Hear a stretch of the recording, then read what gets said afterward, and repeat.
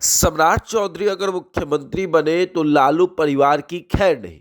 ये बातें तो आपने हर बार सुनी होगी और हर बार कहीं ना कहीं से ये बातें सामने आती भी थी कि अगर नीतीश कुमार की जगह सम्राट चौधरी मुख्यमंत्री बन गए तो फिर लालू परिवार की तो खैर नहीं है। और सम्राट चौधरी ने भी कई बार मंचों से इशारा कर दिया कि जिस दिन सत्ता हमारे हाथों में आई उस दिन तो ये लालू परिवार बिहार छोड़कर चला जाएगा। लेकिन अब जब सम्राट चौधरी मुख्यमंत्री बने तो बहुत सॉफ्ट तेवर हो गया उनका, खास करके विपक्ष के प्रति एकदम सॉफ्ट तेवर है।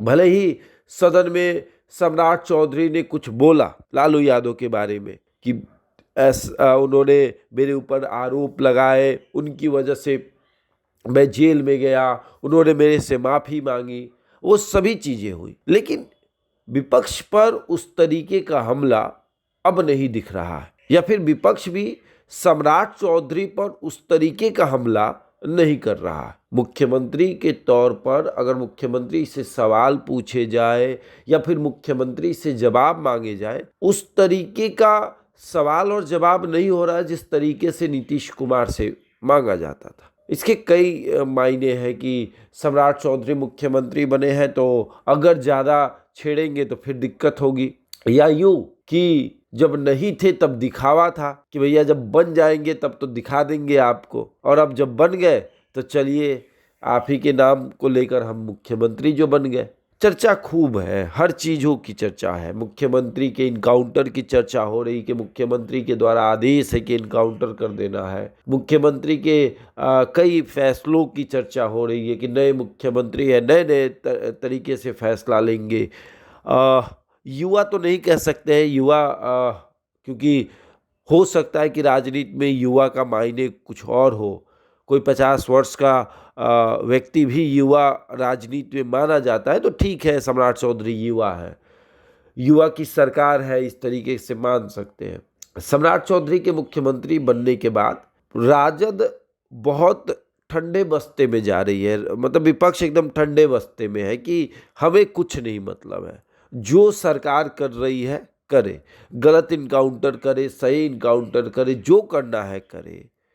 अब सिवान वाले मामले में ड्राइवर का इनकाउंटर हुआ और मुख्य आरोपी अभी भी फरार है, हालांकि उसकी छानबीन हो रही है। कई मायने जो है वो निकल रहे हैं कि भाई हो क्या रहा है, सरकार क्या चाहती है। ये जो नई सरकार है उसके पास बहुत सारे चैलेंजेस हैं।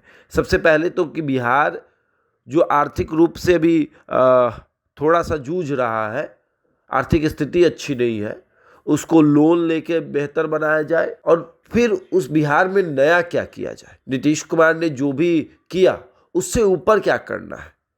और अपराधियों का जिस तरीके से मनोबल बढ़ा है, दिन दहाड़े किसी को ठोक देना, सड़क पर अगर विवाद हो गया तो पिस्टल निकाल के ठोक देना, अगर कोई कुछ बोल दिया तो उसे ठोक देना, चलते गाड़ी में किसी को ठोक देना, तो ये बहुत अपराधियों के लिए बहुत आम बात हो गई। तो उनको उसी भाषा में जवाब देना है, ये भी एक तरीके का सही है कि अपराधी अगर नहीं मानेंगे तो आपको उसी भाषा में जवाब देना है। लेकिन विपक्ष एक आईना होता है, जिस आईने में सत्ता पक्ष अपने आप को देखता है और अपनी गलतियों को देखता है, ना कि अपनी अच्छाइयों को। विपक्ष एक ऐसा आईना होता है जिसमें सत्ता पक्ष अपने आप को देखता है और अपनी गलतियों को देखता है, और वो आईना धुंधला हो गया है। विपक्ष शांत है, उसको बिहार की जनता से इसलिए भी मतलब नहीं कि वो देख रही कि 25 विधायक है, क्या ही बोलना है, चद्दर तान के सोइए, सरकार अपने जो करेगी जनता देख रही है और जनता इसका जवाब दे देगी। अब जनता कब तक जवाब देगी ये देखने वाली बात होगी। बहरहाल इस खबर में इतना ही। बने रहा हमारे साथ और देखते रहें द इंडिया टॉप।